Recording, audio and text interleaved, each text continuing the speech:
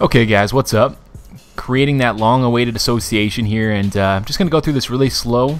Only playing 29 games per season because I'm playing every single game, and I'm hoping to play multiple seasons. Otherwise, I'm turning preseason games off. Everything else is pretty much standard though. Moving on down, quarter length will be 12 minutes, as always for me. Autosave will be off.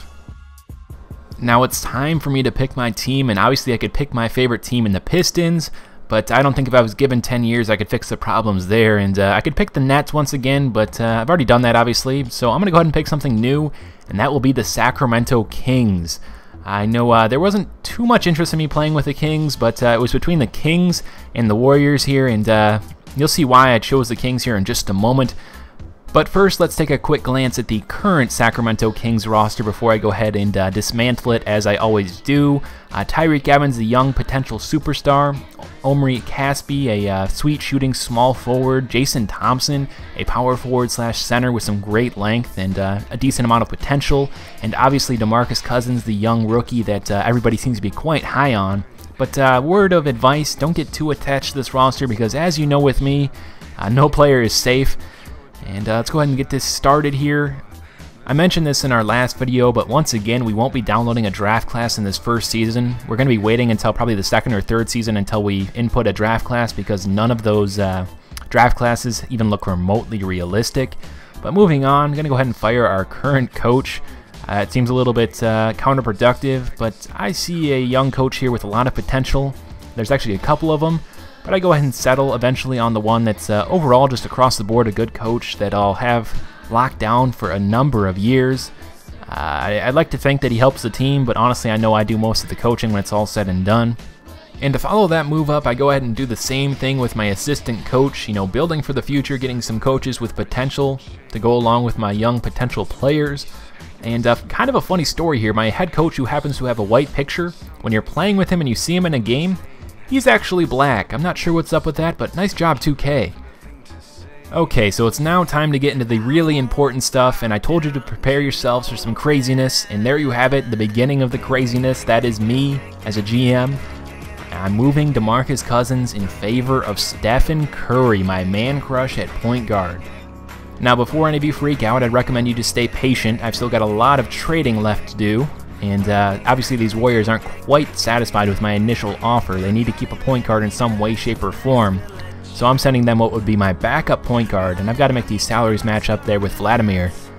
But I'm not quite satisfied with what I'm giving up either. I need to steal something in return, because for whatever reason, this game values DeMarcus Cousins like he's the second coming of Wilt Chamberlain. I'm going to take a first and a second round draft pick from them in this year, and they go ahead and accept that. So that was a pretty monumental trade on paper, but I'm not done yet. I'm going to go ahead and trade my two best veteran bigs here in Carl Landry and Samuel Dalembert, because I want to get some more young blood on this team. I just lost my star rookie, so I'm going to go ahead and take a rookie from another team, and that would be Paul George, the young backup small forward in Indiana, who everybody seems to be comparing to a hybrid Tracy McGrady, Danny Granger, so he's got a lot of game. But as you can tell, in order to make this trade work, I'm going to have to accept a nasty contract in the form of Mike Dunleavy. So I'm a little bit upset by that. I'm trying to steal something extra here from these Pacers in the form of a draft pick. But boy, do I find out quickly that I am undervaluing Paul George, and I can't just steal him away from the Pacers. I'm going to have to give up a first-round draft pick in the 2011 draft.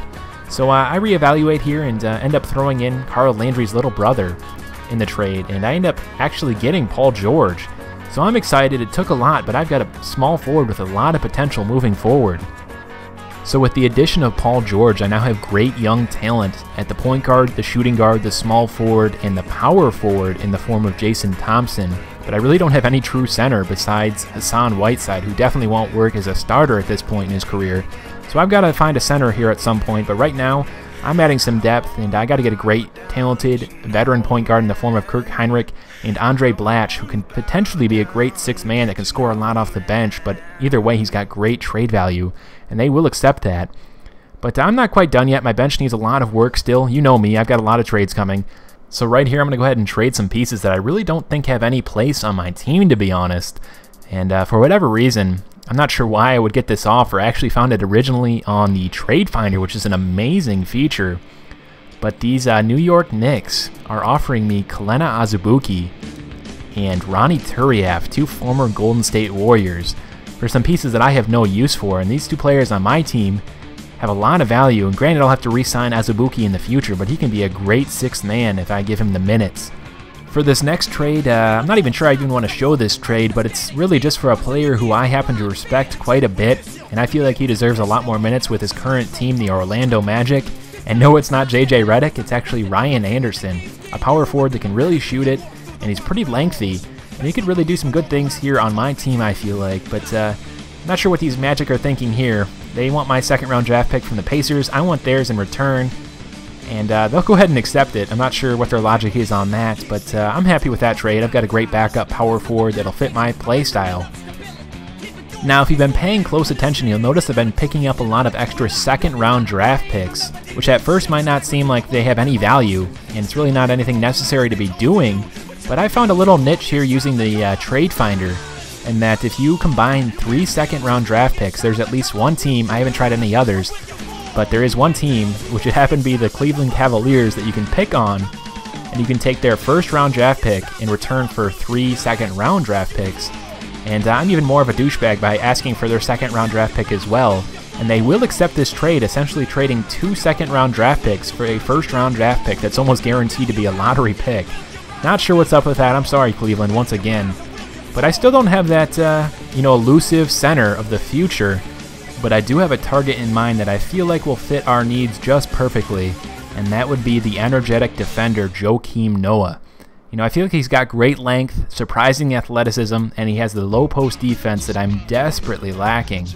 And of course we can't forget about the fact that he's one of the league's best rebounders. But overall, I just feel like he's a great fit here for my team, especially considering the fact that I don't need him to score at all. Anyway, that's pretty much it for the trades. This one takes me a little bit of time to figure out, but I do end up trading Andre Blatch, Ronnie Turiaf, and one of my 1st round draft picks for Joakim Noah and Kyle Korver. I feel like those are some great pieces for my team, but I really wanted to address why I didn't pick the Warriors. I know a lot of you wanted me to use them, and they were actually the original team I picked out. But after completing all my trades in Golden State, the only real Golden State player I still had left was Stephen Curry, which I found to be quite unacceptable, so I went ahead and created an association here with the Kings, and I was able to keep a lot more of the original Kings. Obviously, I don't want to lose DeMarcus Cousins, and I tried everything I could to keep him here. But I'm still quite happy with the results. I hope you guys like this one as much as I do. We'll check out the roster here in a little bit more depth. Obviously, I love Stephen Curry at the point. Kirk Heinrich, great backup. I feel like I've got 2 really good shooting guards there. Azubuike could be an amazing 6th man if I let him be and I play him correctly. Got a lot of depth at small forward. Everybody's really young, though, and Kyle Korver can be a pretty big veteran off the bench.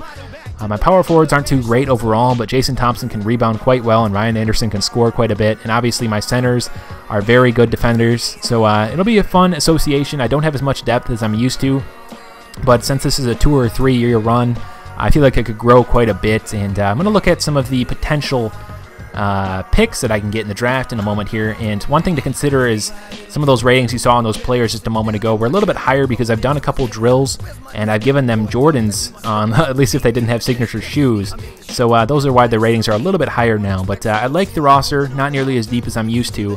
But let's check out some of these potential draft picks. Let me know who you think I should go after. I'm looking for a big potentially. And this one is compared to Chris Bosh, who's 19, got great size. And gotta love the name, Bernie Rhodes. That's just a great name. And then there's another power forward here in a moment. I'm just assigning a scout here.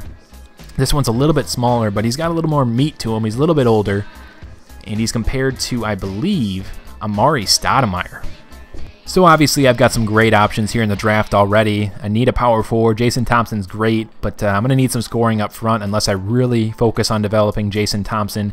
But there's also one good option here a little bit later on that I could pick up late in the lottery, and that would be another small forward who I believe is compared to Carmelo Anthony, who will basically depend on whether or not I develop Paul George and I make him an elite scorer.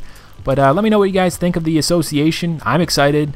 These Kings could be really, really interesting a couple years down the road. So let me know what you think, and have a good one, guys, as always.